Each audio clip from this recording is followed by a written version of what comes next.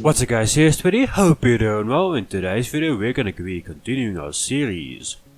The series consists of taking displacements like 2 liter, 1 liter and making 1000 horsepower according to the displacement. Now, today's plan is very simple. We're going to make a 3 liter do 3000 horsepower, so let's see if it's even possible. As you can see here, our rotating assembly is consisting of forged components. Of course, we're using quality sliders that are on plus 15. A couple other things to note, we are going to be using VVT and my favorite fuel. For turbochargers, I think I am going to use the single turbo in the twin scroll configuration. If you want to see more about that, I have a video on that. You just go back or I put it in the video description. So, anyway, we're going to be using direct injection on all cylinders because I like that to be working nicely. And of course, like I said, my favorite fuel, Nitro meth. For exhaust, we're going to be doing something very simple, raised manifold, no cats, no mufflers.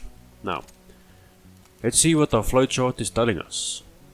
Our exhaust is very restricted and our compressor is very restricted. It's good to see. We're going to go back to the top end, raise our RPM rev limiter all the way up to 8200 where it is now. I think I'm going to shoot a little bit past it, so let's go up to 8600 RPM. We're going to go back to the turbo and start seeing where we can start to strengthen our turbocharger. So first thing I'm doing is increasing the size of our compressor side, and of course we're switching it over to Smart Boost because I believe Smart Boost is a big, like, the best way I can put it, it's like an electronic actuator that controls the boost. That's the best way I've seen it being described. So I'm going to describe it like that. We're on 1800 horsepower already, which is mind blowing. We have not messed with boost yet. I guess that's what Nitro meth does for you. Our headers are still very, very restricted, but I think I'm going to leave it at 70. I think that's a good place. Now let's add some boost. So we're almost on 2000 horsepower, just on 1.2 bar of boost. So we can push it as far as we need to. So where does our engine rod start failing? So 2433 Newton meters of torque and 26, so our lowest is the pistons, which is quite a concern. But I don't really care. We're gonna make 3000 horsepower and it's gonna work. I'm sure of it. Gonna come very close or we're gonna start breaking stuff. I think it's the first option, unfortunately. Let's just see what our flowchart is telling us. So it's still the compressor that's being very, very annoying. But hey, it's all good. We're almost on 3000 now, so that's extremely good. We can go up in header size a little more. Will that benefit us? Yes, it will. So over 3000 now, that's very good. I'm happy. Let's see how far we can push it actually. Let's see. That won't help much. Compression up? Yes, it will. The fine line between compression and braking stuff is very, very, very thin. We also have some cam profile to play with, so I'm going to play with more of that, less boost and more cam profile. Because it will make the engine breathe a lot better and also work a lot better. So up to this point here, I think that's a good place where we can leave the head side of things alone now. Let's make the engine breathe a little better. Bigger intercooler is always welcome. Something like that. Now, this thing is beautiful. That turbo size is still hilarious. The last video's one was a last engine and what video was on was a good one. It was a good engine. I recommend go watching that.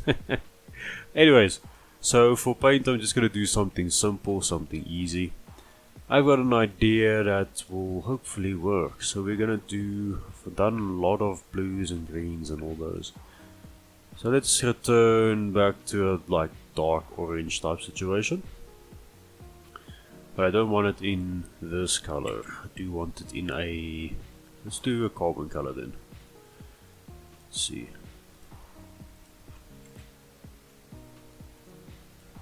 Yeah, something like that. That actually looks pretty good. But what we actually can do just to give it a better color, we can contrast it with the bottom color being a little darker. Let's do a blue, like blue underpin. Something like that. It almost makes it look completely red, which is nice actually. Let's do purple then. Cool, that looks awesome. Now we're gonna add all that to the intake as well, because that is called in this game an air filter, because you can see why I'm changing the color. It's technically the inlet manifold, but the game doesn't see it that way, unfortunately. But anyways, we're gonna do on this one. I think I'm gonna do a different contrast color. I think a bright like salmon color would be cool. Let's do, I said it's an A, that was A something, it was A00, I believe it was. There we go, beautiful. That looks cool. Sorry if I'm taking quite a bit of time just to get colors sorted. I know you came here to watch one thing and one thing only, that's the Dyno pulls of this engine. So I do apologize. But I'm having my fun. And I know engine pulls are the main thing with these videos, so if you like Dyno pulls and if you like hearing loud engines, do consider to subscribe and tell me down below what's your favorite engine. I always like to read comments and see the feedback that I get from you wonderful people. Anyways, almost done here with our beautiful engine. So I just messed with something and now I'm never gonna get it back. It'll be fine. Anyways, let's move to the important part. We're gonna do 2 dyno pulls. It's gonna be one looking at the engine, one looking at the graph. So let's go.